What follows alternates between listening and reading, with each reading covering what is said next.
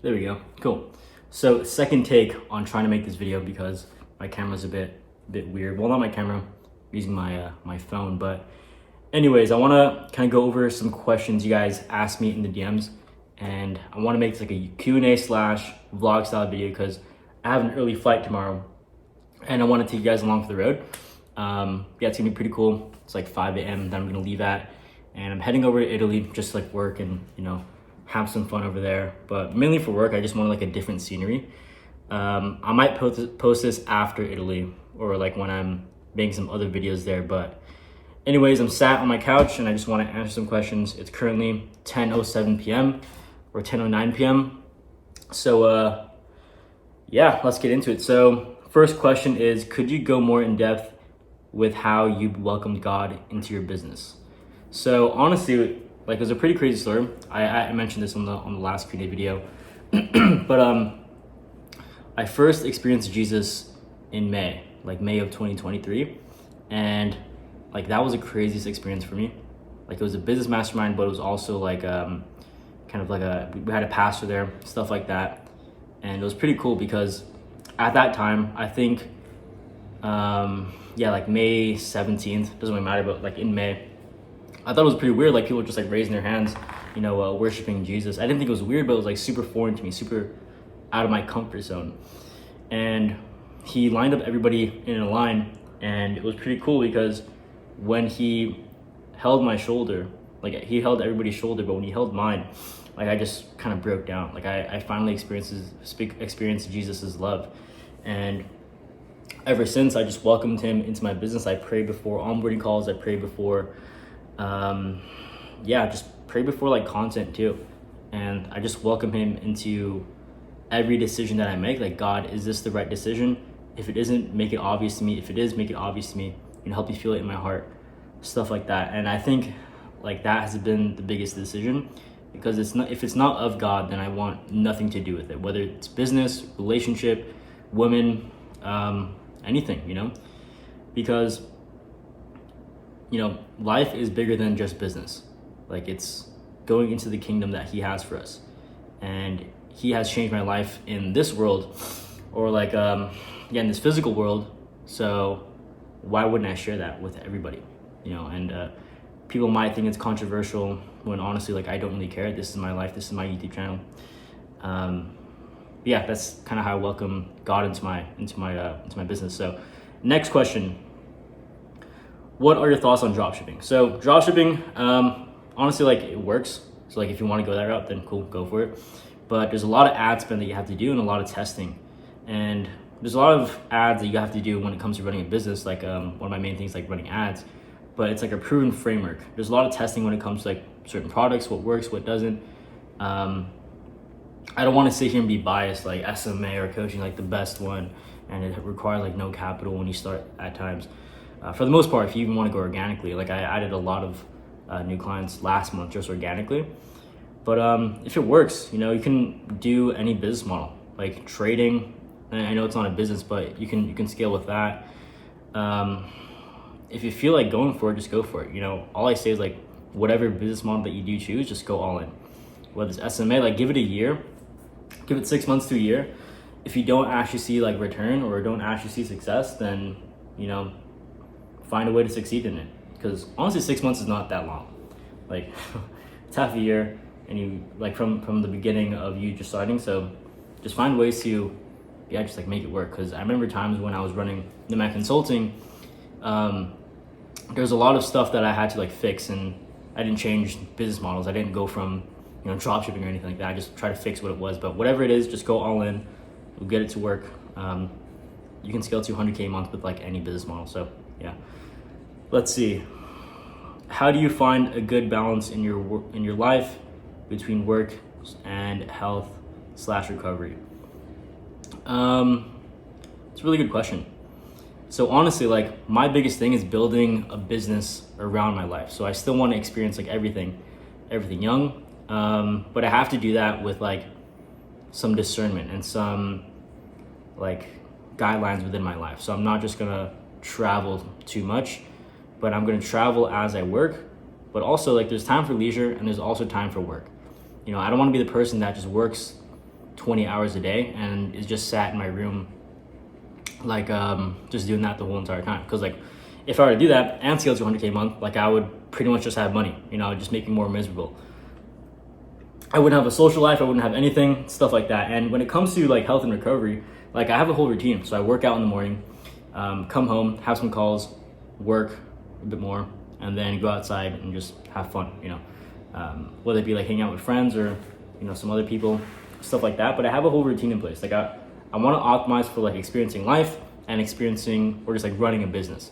So I wouldn't, like in the beginning, definitely go all in on it, but you don't want to just be like the business. Like that's kind of boring. You know, your life's gonna be pretty boring. Yeah, so I'd do like, I don't know how you guys want to do it, but like a certain percentage of your life and in your day about experiencing it, and a big portion of actually running the business. And that also goes into cutting out certain stuff like drinking every weekend, because it takes like almost 3 to 4 days to fully recover from like a hangover. Personally, I don't drink that much, but yeah, like that's what I'd say. Now, next question is, what percentage of income should I give as tithing? So that's actually like a really good question, because when it comes to tithing, like let's say you make 10K per month. General rule of thumb is giving 10% of what you make every single month. And you guys might think like 10K a month, you know, 1K is a lot of money. If you're not willing to give, you know, $10 or $1 out of 10, you're never going to be willing to give 1 million out of 100,000. And who blessed you with that money in the first place? Who blessed you to have a business and entrepreneurial heart in the first place?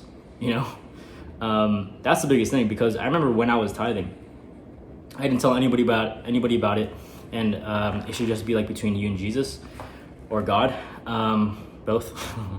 But yeah, like I remember when I tithed, the next month I like got so much more revenue that month. Like it was honestly crazy. So if you want to be rich, tithe. Like literally just donate. There's a lot of people, places you can donate on YouTube. There's some good like donation areas. But yeah, if you want to be rich, tithe. If you want to be rich, give. You know, that's like the general rule of thumb. Who's the biggest person on YouTube right now? Mr. Beast. You know, he gives so much. So yeah, I'm gonna answer one more, because I don't want this to be too long. Yeah, we're at 7 minutes, but yeah, let's see. Were there moments in your business where you felt like God helped you?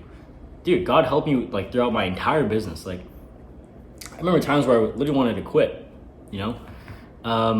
So all I had to do was have faith. Like I thought everything that I was doing was correct, but all I had to do was like have faith in God that I will pass this and I will scale the business, because I had nothing to do but have faith, you know? So there's a certain moment in life and just in business where you're just gonna have to bow down and just drop your ego and just like ask God for help, ask God for guidance, you know, strength and wisdom. And yeah, I mean strength to even like do the things that you don't want to do, you know, whether it's like a ton of different ad strategies and stuff like that, which can be draining, let's say. But God helped me throughout my entire business, even in tithing. Like after I tithed that month, I had like one of my best months like after it. So like even in life too, like it's everything that he's helped me with, you know? And I can't even put it into words, and I really want to try to, but it's something that you're gonna have to experience, and just drop your ego to really experience Jesus and really ask him. And it takes 5 seconds to fully like have him in your life. So for you guys, maybe you guys like haven't experienced Jesus, like pray about it. So like kind of sit down, get on your knees and just say, God, if you're real, show me, impact me, and I want to devote my life for you. But yeah, that takes like 5 seconds, you know, and just see what happens. He knows exactly what you need. He knows your exact circumstance.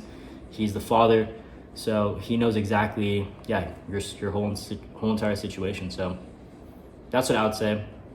I'm glad we talked about God in it, because he's honestly changed my life. Like I literally pray with my clients sometimes, like after one-to-ones. I had a call with my really good client Anthony, and pretty much like not the whole entire call, but like after we kind of talked about like scaling his business, just like whatever bottlenecks he was facing, like 50 minutes after was just talking about God and how he's impacted us. So hope this did give some clarity and just get you guys to understand some stuff if you guys are facing it. There's a really good guy, his name is George Janko on YouTube. You guys should definitely watch his podcast. But without further ado, I'm gonna get some sleep because I have a early flight tomorrow. I'll take you guys along for the road, but peace for now. Was a boy who was a dreamer, and he flew so high and proud. In a world full of people out, cut his young ass down. No one ever understood a single word he said, and it cast him to the wolves when he wasn't well and fed.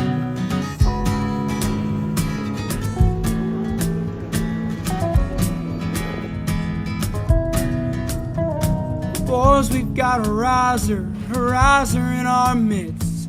He will get the last lap, it's the last thing he did. And he used to roll around in that red dirt mud. Now he's skipping town and that riser's out for blood. So this is the place for the next 11 days. Going south, Got some fruit, 'cause they'll pretty let cool you kitchen. play I like music. the rustic kind of look. Real damn loud, don't stop Can't forget about the veal. See you guys heading outside. south. They won't understand the words that are Unbeatable. pouring from your